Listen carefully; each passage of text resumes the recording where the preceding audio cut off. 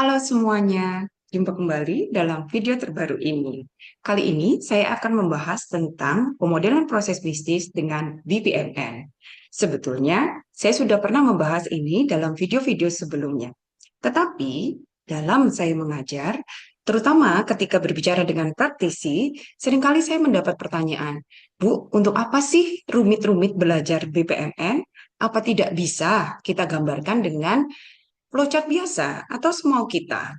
Maka saya merekam ini untuk memberikan sedikit motivasi untuk belajar tentang BPMN. Mari kita lihat. Mengapa kita perlu BPMN? Mari kita refresh sedikit. BPMN adalah Business Process Model and Notation. Yang terbaru adalah BPMN 2.1, merupakan standar yang dikembangkan oleh Object Management Group. Jadi, BPMN itu bisa kita anggap seperti sebuah bahasa yang kita gunakan untuk berkomunikasi atau memvisualisasikan proses bisnis. Nah, kalau kita lihat atau yang sudah pernah melihat BPMN, mungkin merasa kalau BPMN itu rumit. Memang rumit, tetapi dia juga punya kelebihan. Mengapa perlu investasi waktu untuk belajar BPMN?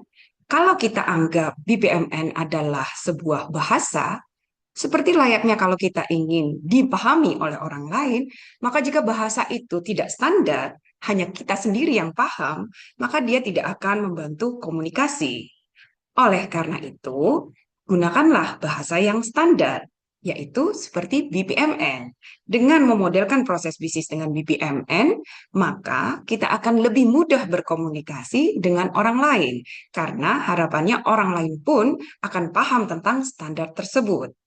Dengan demikian, akan menciptakan kredibilitas serta pengakuan dari pihak lain.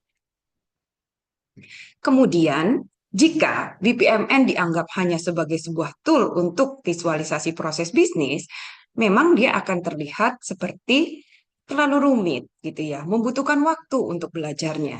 Tetapi kita harus ingat bahwa BPMN atau memodelkan proses bisnis hanya satu bagian dari Business Process Management Life Cycle, siklus hidup dari manajemen proses bisnis.